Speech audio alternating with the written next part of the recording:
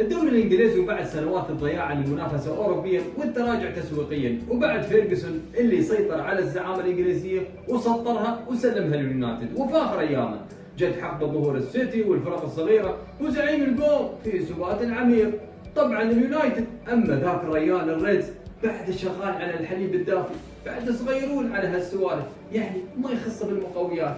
عموما الانديه الانجليزيه جتها فرصه من ذهب هالموسم بعد بيع حقوق البث بقيمه خياليه وصلت لمليارات الجنيات الاسترلينيه. قالوا صعب نشتري النجمين الاكثر جذبا للاعلام ميسي ورونالدو، فراحوا فكروا بالمدربين لقوا المو قاعد وجابوه اليونايتد. طبعا سبيشال 1 قال كان هذا حلمي وهو احلامه كثيره. يا عمي الريال قاعد لا شغله ولا مشغله وفقده وصرخه لفنقه، فقالوا تعال وحقق احلامك على ارض الواقع واشتغل بالبطولات وبفنقه.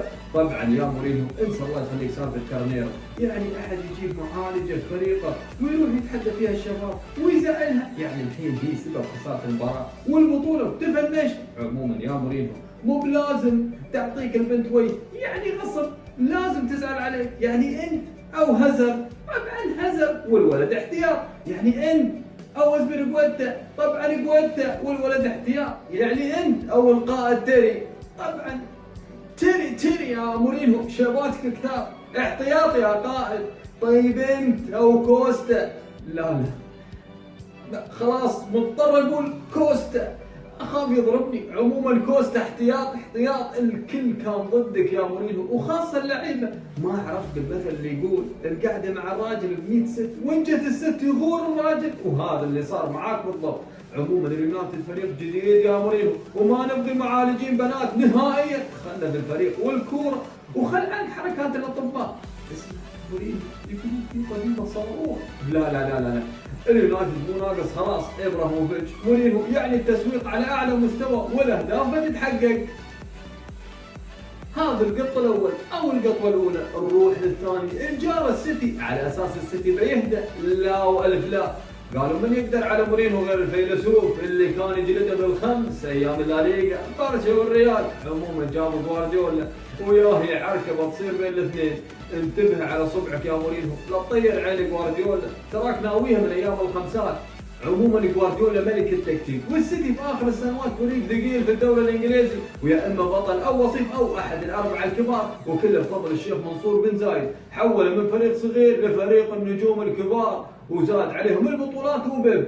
طبعا مورينيو وجوارديولا قطوتين جعانتين للبطولات، ومورينيو مشتاق للبطولات وجوارديولا يريد يصنع التاريخ في البطوله الاعلى. نروح للقط الثالث ومن مدينة مانشستر إلى لندن، تشيلسي البلوز. ومع مين؟ مع كونتي. ياهو فريق كونتي يعشق العشب ويتنفسه، ترك تدريب المنتخب لأنه ما يعرف يقعد، يحب يناقص يصارخ يطير صوته. يا عمي تعال طير صوتك.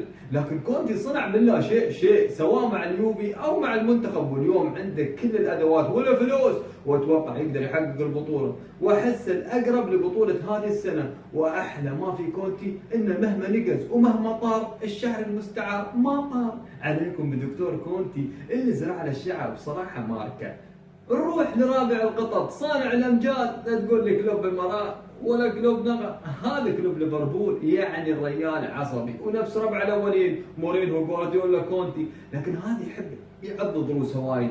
فيا ويله اللي يحط نفسه قدامه والمباراه شغاله. عموما الله يرحمها الشفه. وبعدين خف علينا من حماسك شوي، لا تفوز على ويجن وتسوي احتفالات بعد كل فوز.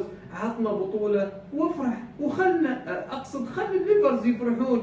واحس يحتاج المدرب وقت طويل للبطوله، لكنه اكثر مدرب جوعان للبطوله. مثل الحبايب ريدز، فريق كان الزعيم تنازل عن زعامته بطريقه غريبه وبعده يتخبط كله من بينيتيز. عرفتم كم هو طباخ ناجح؟ المشكله ايام ريدز ما كان يكتب، اليوم صار يكتب وبكثره. شكله شاعر والقريحه يعني ما تجيه الا وقت المباريات. وحسنته الوحيده دوري الابطال وكله من تراخي الميلانيه، ولا ما شافوه وايام الريدز كان يدفع نجوم وبقى بلا دوري حتى يومه. عموما نروح للديناصور طبعا وما في غيره، يعني من بيكون فينجر هانجر همر المدفعجي اللي قاعد على جروب الارسناليه. انسى 13 سنه خدمه وانسى النجوم اللي بعتهم للعالم، يا اخي دور فريق ثاني. لهالدرجه تحب هالنادي؟ صدقني اذا طلعت الجماهير بتبكي عليك، عين تدمع عليك فرحان انك طلعت، والثانيه صعبان عليها العشره. المهم اطلع، الناس تريد بالعربي الدوري ودوري الابطال. عموما دخيلك انسى ان مورينهو موجود في الدوري، وفكر فريق وشغل مراهقين وضرابه ما نبغي. ارجوك كبر عقلك، والمسامح كريم، طول بالك على حركاته ومغايرته لك. اقول لك غير اسلوبك معه، يعني مثلا اعطى البطوله هالموسم. لا وحليهم جماهير الارسنال بتنجلط. خلاص لا تسلم عليه، لا تسلم عليه.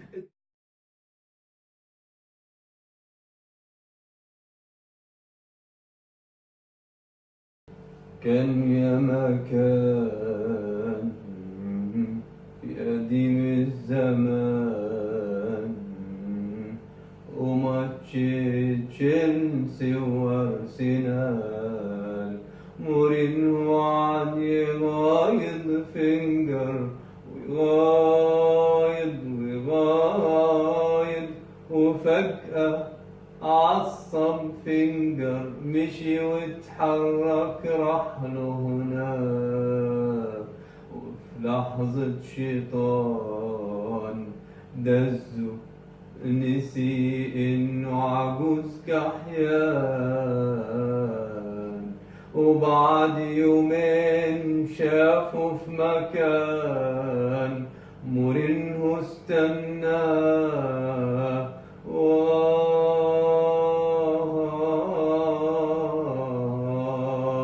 فينجر مشي وما سلمش عليه، أصله زعلان من زمان من زمان من زمان.